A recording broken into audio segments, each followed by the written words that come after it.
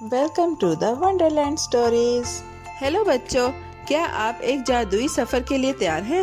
آج کی کہانی ہے ایلس اور حیرت انگیز جادوئی باغ۔ ایلس ایک پیاری سی بچی تھی جس کی آنکھوں میں تجسس اور دل میں خوابوں کی دنیا بستی تھی۔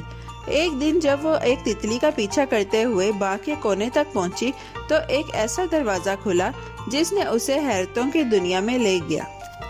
اچانک ایلس نے ایک عجیب منظر دیکھا۔ ایک سفید خرگوش نیلا کوٹ پہنے ہاتھ میں گھڑی لیے دوڑتا چلا جا رہا تھا۔ وہ کچھ بڑبڑا رہا تھا، اور نہیں، میں پھر سے لیٹ ہو گیا۔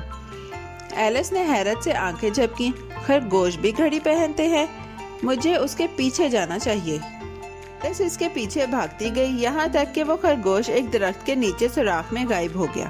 ایلس نے جھانک کر دیکھا اور توازن کھو کر اندر جا گری۔ وہ نیچے نیچے نیچے گرتی جا رہی تھی، جیسے ہوا میں اڑتی ہوئی پنکھڑی ہو۔ راستہ رنگوں اور روشنیوں سے بھرا ہوا تھا۔ نیچے زمین پر اترتے ہی ایلس کو ایسا لگا جیسے وہ کسی جادوئی دنیا میں آ گئی ہو۔ بڑے بڑے رنگ برنگے کھمبیاں، جگمگاتے درخت اور خوشبودار ہوائیں، سب کچھ جادو جیسا تھا۔ ایک نیلا کیڑا ایک کھمبی پر بیٹھا خوشبو کے گولے بنا رہا تھا۔ تم یہاں کیسے آئی؟ اس نے مسکرا کر پوچھا۔ ایک خرگوش کے پیچھے آئی ہوں، کیا وہ یہاں سے گزرا ہے؟ کیڑے نے جواب دیا، وہ شاید چائے پارٹی میں ہو۔ ایلس ایک رنگ برنگی راہ پر چلتی ہوئی ایک لمبی میز تک پہنچی جہاں ٹی پوٹ، کپ اور مزیدار بسکٹ رکھے تھے۔ وہاں خرگوش، ایک ہنستا ہوا ہیٹ والا آدمی اور ایک چلبلا سا خرگوش موجود تھے۔ چائے پیو دوست بنو، انہوں نے خوش دلی سے کہا۔ ایلس نے سب کا شکریہ ادا کیا اور آگے چل دی۔ تھوڑی دور ایک سنہرا دروازہ نظر آیا جس پر سفید گلابوں کی بیل چڑھی ہوئی تھی۔ اندر جھانک کر دیکھا تو ایک دلکش باغ نظر آیا جس میں رنگوں کی بارش ہو رہی تھی۔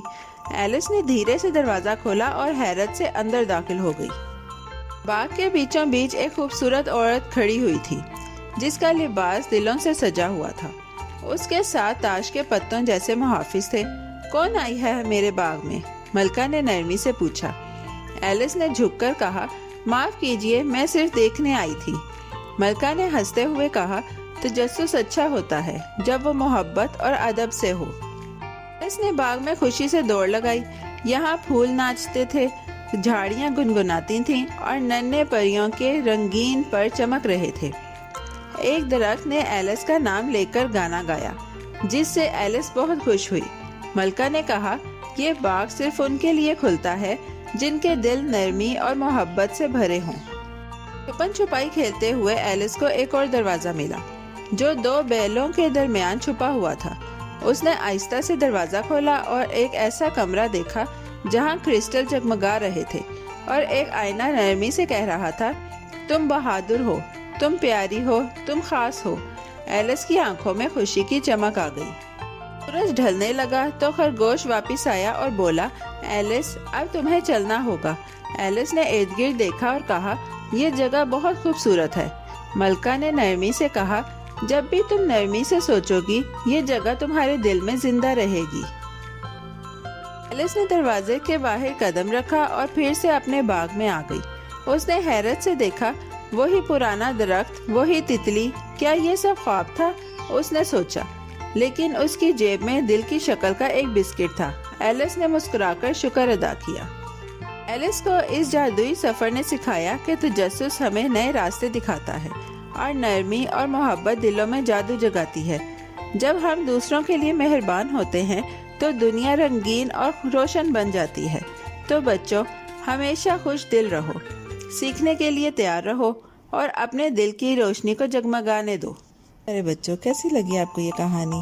ایسی ہی مزیدار کہانیاں سننے کے لیے ہمارے چینل کو لائک، سبسکرائب اور شیئر کرنا مت بھولیے گا۔ Bye bye.